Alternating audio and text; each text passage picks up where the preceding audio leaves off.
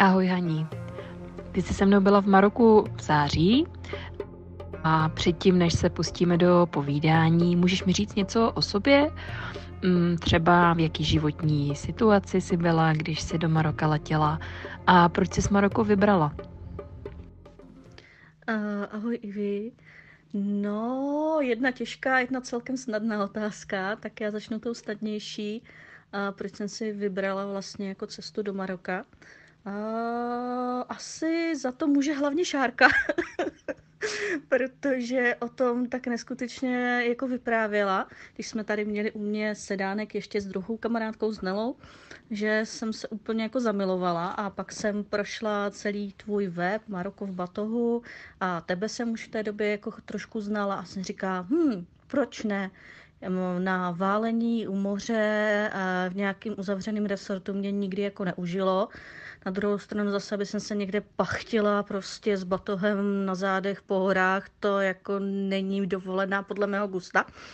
A já jsem spíš takový jako městský člověk, takže jsem si říkala, exotika, vypadá to pěkně, sice samozřejmě člověk má v sobě nějaký ty jako předsudky, ale říkala jsem si, proč ne. Pokud tam ta Iva jako už letos vlastně jako žije, tak se mi tam vlastně nemůže nic stát, pojedu s kámoškama, jo, plus dalšíma holkama a bude to super dámská jízda. A to se mi na tom moc líbilo, že to je pro holky a že si to prostě jako užijem.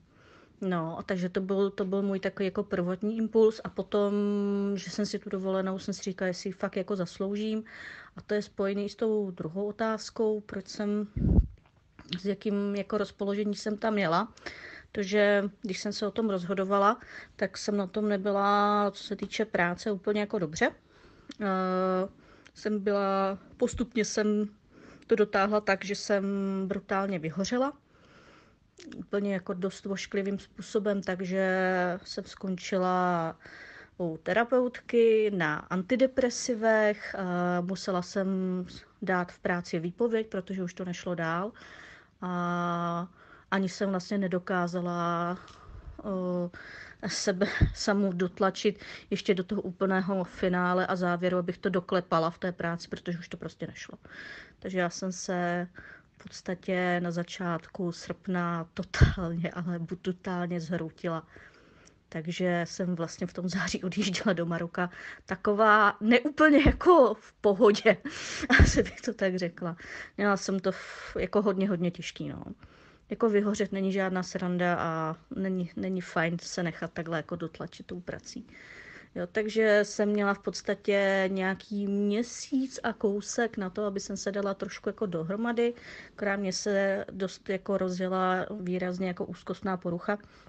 S tím, že jsem nezvládala prostě větší skupiny lidí, nezvládla jsem třeba nastoupit vůbec do naplněné šaliny, jo, natož narvané, radši jsem prostě čekala další třeba 4 hodiny, půl hodinu na zastávce, než jelo něco méně jako plného.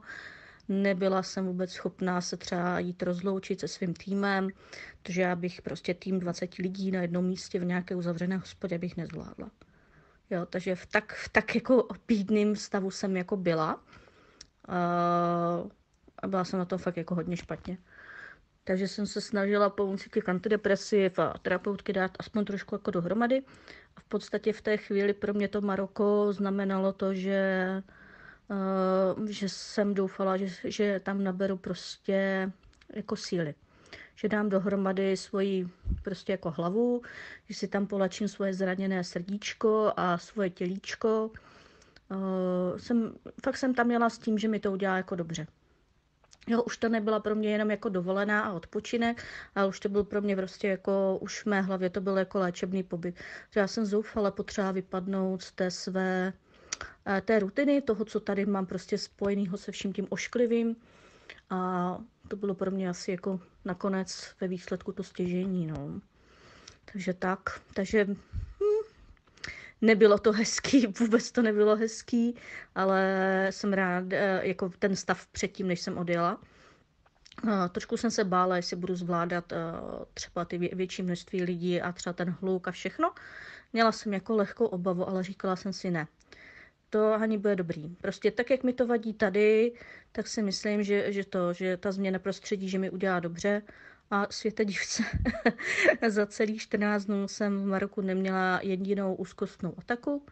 Eh, Bylo mě absolutně fantasticky, z davu lidí jsem si vůbec nic nedělala a když si vzpomenu na to, co jsem tam všechno jako zažila a kdybych to měla zažívat u nás tady doma, tak asi skončím prostě jako v blázinci a tam jsem byla úplně jako v pohodě. Jako doteďka nechápu, proč to tak bylo, ale prostě to tak mělo být, no. Hani, děkuji moc za tohle sdílení. Komu bys Maroko doporučila? Jakýmu typu holek? V jakém by měly být rozpoložení, aby si Maroko užili? A komu bys ho naopak nedoporučila vůbec? Za mě je tam asi důležitý jet opravdu jako s otevřenou hlavou a nastavit se prostě na jiný režim, protože to Maroko prostě plyne. Jo, my jsme tady zvyklí na to prostě mít všechno jako na čas, rozplánovaný den pomalé na minuty, prostě neustále někam jako spěcháme a děláme si, jenom si prostě odškrtáváme ten seznam a Maroko takhle prostě nefunguje. Jo, takže pokud potřebuje někdo jet na dovolenou, kde potřebuje za den zvládnout 10 památek, do toho dalších jiných 10 věcí a prostě celou dobu se tam jako chce štvát od něčeho k něčemu, tak jako ne, to prostě jako fungovat za mě jako nebude. Jo, to ať jede prostě, nevím, do Egypta. Jo, nebo já fakt nedokážu říct kam jinam. Jo, prostě štvát se od někud někam. Maroko je pro ty lidi, co si to fakt chtějí tu dovolenou opravdu užít, odjet takový jako nasycení. Jo, já jsem odjela prostě absolutně jako šťastná, že i kdybych tam byla jenom ten týden, a ne 14 dnů, ale týden, tak bych odjížděla absolutně spokojená a neodjížděla bych s pocitem, ježiš, ta dovolená strašně rychle skončila, jsem vlastně nic jako nezvládla. Ne, já jsem odjížděla prostě úplně jako nasycená a i plná. I po tom týdnu, kdybych odjela, tak bych se tak cítila. Že v Maroku prostě tam je speciální marocký čas. Tam prostě den nemá 24 hodin, ale 48 a je to kvůli tomu, že tam nespěcháte. Člověk jo, nespěchá, chodí jako pomalu, nese se tam jako královna, jo, prostě nasává ty vůně, to koření, ty parfémy, baví se s těma obchodníkama, pije hektolitry toho mátového čaje. Za mě je to fakt jako, že se tam jedete užít, člověk si to jede užít, prostě úplně načerpat tu energii a tu sílu tam. Jo, pro mě tady po téhle stránce to bylo jako nesmírně jako hojivý, protože já jsem si tam fakt jako načerpala to, co jsem potřebovala. Jo, takže ne se tam jet jako uštvat a očkrtávat, to jako nemá smysl, to a člověk jede prostě někam jinam. Jo, ale tam si myslím, že ve chvíli, kdy člověk potřebuje si opravdu jako odpočinout a nejenom fyzicky, ale i po té psychické stránce, tak je Maroko na tohle absolutně fantastický. Protože to, že tam člověk opravdu jako plyne, nesmírně jako pomáhá. Nebo mě to aspoň jako hodně pomohlo. Děkuju, Hani. Ještě bych tě ráda poprosila o poslední odpověď. Jak jsi v celý té plynoucí záležitosti marocký vnímala můj přínos? Hej, i vy, jako bez tebe si nedokážu představit, že bych tam vůbec jako jela, jo. Za mě si byla jako nesmírně důležitá. To by jako nešlo a to, že si zařídila to ubytování a všechno, to je super fantastický, ale já jsem si jako užívala fakt jako, že tam jsme spolu. Jo, protože ty tím, že tam žiješ, že to znáš ty lidi a to, že nás tam povodíš za Kamalem prostě na ty sandále, že nás s těma lidma seznamuješ, to je za mě ten největší přínos, že prostě znáš, že nás odvedeš za chlapíkem, u kterého si pokaždé u toho jednoho samého kupuješ tu čerstvou mátu, jo, že prostě znáš tamhle prostě paní z ubytování, se kterou máte dobrý vztah a tu dovolenou nesmírně tak jako zpříjemňuje, že tam člověk jako díky tobě cítí jako doma, jo. Protože ty tam tím, že nás takhle jako povodíš po těch svých jako známých, tak pro mě je to taková, že ta dovolená dostává takovou jako domáckou atmosféru. Že si připadám, kdyby byla u někoho jako na návštěvě. Jo, že to je takový jako fajn, jo. Takže to není jenom o tom, že prostě jako pomůžeš s letenkama, že zajistíš ubytování, jo, a posadíš nás do taxíka nebo nás jako odvezeš na letiště, vyzvedneš na letišti, to jako o tom to není. Jo, samozřejmě je fantastický, že to děláš, aby byla absolutně ztracená, jo, ale já jsem si fakt užívala to, že tam jsme jako spolu, protože jsme přece jenom jako se známe a bylo to fakt jako moc fajn, já jsem si to nesmírně jako užila. Fakt to stálo za to. Nelituju jediné koruny, jediného utraceného dirhamu. Za všechny ty věci, co jsem si dovezla a tak, jako za mě fantastická dovolená, moje nejlepší v životě. A to jsem si říkala, že Ameriku nic nepřekoná, ale Maroko jako ji nechalo daleko, daleko za sebou. Já mám srovnání, protože s cestovkou jsem prostě kdysi dávno tu chybu udělala a jela jsem.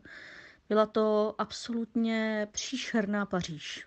Nejhorší Paříž, kterou jsem zažila a nejhorší dovolená, kterou jsem zažila, protože oni nás tam, to byl itinerář udělaný od A do Z, honili nás jako zdutý kozy. Nemohli jsme si nikde nic pořádně jako nafotit, člověk pomale, aby čůral i na povel. A já tohle fakt jako nesnáším. Jo, my jsme se potom jako zbouřili a s tehdejším partnerem jsme se jako odpoutali, pak to byl zase problém, protože jsme je vždycky museli nahánět kvůli tomu, aby jsme dali na ubytování. To byla ta nejhnusnější dovolená, na které jsem kdy byla, protože to dovolená nebyla. Jo, a bylo to o tom, a tady si můžete nakoupit. A proč by jsem si tam měla nakoupit? No, protože tady teďka máme čas. Jo, a já tohle fakt nemám ráda. Jo, protože mě odtáhnout někam, kde to mají prostě jako asi jako buď nejblíž po cestě, nebo to mají jako nasmlouvaný, nebo já nevím. Jo, a prostě není zatím nic. Jo, já nemám problém s tím, že jdu za nějakým člověkem, k kterému se chodí prostě pravidelně, protože je zatím nějaký jako příběh. Jo, protože se třeba stará o svoji rodinu, jo, že má prostě nějaký jako potíže, že tím nákupem mu prostě jako pomůžeme, že děláme vlastně jako dobrou věc. A to je za mě jako v pořádku, jo, ale nechat jako, asi víš, jak to myslím. Takže pro mě to, že jsi nás vodila po těch lidech, který znáš a bylo vidět, že ty s nima všema máš vztah, jo. To je strašně hezký to jako vidět. Jo, že ti prostě jako vítali jako dobrou známou kamarádku, prostě jako, jo, že jak se ptali, jak se má rodina a všechno, to dostává úplně jiný nádech. Jo, to fakt si člověk opravdu přijde, jak kdyby přišel k někomu, jako jak kdybys nás vzala k sobě na návštěvu a ukazovala nám prostě, hele holky, tady se dobře jako najíte, protože semka chodívám do té cukrárny já a chutná mi tohle a tohle. Jo, ale zkuste určitě i něco jiného, jo. A nebo Hani, neboj se, tady si to zkus, prostě hele, mělo by to stát mezi 5 a 10 dirhamama, abyš to zkusit usmlouvat. Jo, je to fajn, že člověku necháš i jako, dáš mu ten základ, a pak ho prostě z toho hnízda vykopneš. Ať se taky naučí sám a samostatnosti, ale prostě stojíš v tom pozadí, když člověk fakt jako neví kudy kam, tak mu pomůžeš. A to je jako za mě jako super. Jo, mě to jako tady tohle mi jako nesmírně jako vyhovovalo. I to, že jsme si řekli, hej, dneska mám migrénu jako prase, je mi hrozně blbě holky. A prostě jsem odpadla a prospala jsem tenkrát myslím v Essaouíře, snad jako skoro celý den, nebo co jsme dojeli, skoro celé odpoledne. Tak vy jste mě v pohodě nechali a šli jste si po svým. Jo, nikdo mě nenutil nikam chodit, já jsem se mohla jako vyspat a večer už jsme šli spolu, jo, a bylo to v pohodě. Jo, jako to na tom všechno, jak jsme prostě byli spolu a sehraný, to mě bavilo, no. Chybí mi to, strašně mi to chybí. Jela bych zase prostě hned, protože mě to tady strašně začíná jako zase ubíjet. Ještě to počasí, jak je jeden den zataženo, leje, pak svítí sluníčko, jo, a furt dokola a já jsem zavřená prostě jako doma, protože se potřebuji učit na ten kurz, tak z toho chytám takový jako nedobrý stavy, no. Tak se tady muchlám se svojí marockou dekou a piju marocký čaj a tak, no. Jsem ráda, že jsem si těch věcí koupila tolik, to mě drží nad vodou poslední dobou. A ještě jednu věc bych chtěla dodat. Jako teď, tím, že jsem tam byla 14 dnů, tak jo, já si tam dokážu prostě už zajet sama, zařídit si RIA, prostě už vím, jak jezdit díky tobě, prostě městskou dopravou, taxíkama, jo, už si tam, už tě jako, člověk by si řekl, že tě jako nepotřebuje. Ale to tak jako není. Jo, já si tam dokážu zajet na nějaký malý výlet sama úplně v pohodě a to díky tobě, ale víš, jak jako člověk, když je tam jednou za čas, tak úplně nemá čas ani tu energii objevovat něco třeba jako dál a to tam prostě přinášíš ty. Jo, že ty, budeme tomu říkat jako zájezdy, nebo prostě ty výlety, ty tam přinášíš ty věci, jo, že vkládáš do toho ten čas, tu energii, že to prozkoumáváš, objíždíš to, obrážíš to, komunikuješ s těma lidma, jo. Já si s tebou prostě i tak sama jako s tebou prostě jako zajedu. Jo, kamkoliv prostě jinam, protože ty mě dokážeš zase otevřít ty dveře někam jinam. Jo, a to člověk jako sám úplně jako nezvládne, jo. Bo já bych si na to asi úplně jako netroufla. Jo, tam, kde už to znám, kde jsem byla, tak to už je jako v pohodě. Jo, ale abych se sbalila a projela Maroko s autem, to jako na to koule úplně nemám. Jo, to nechávám na to, že holka.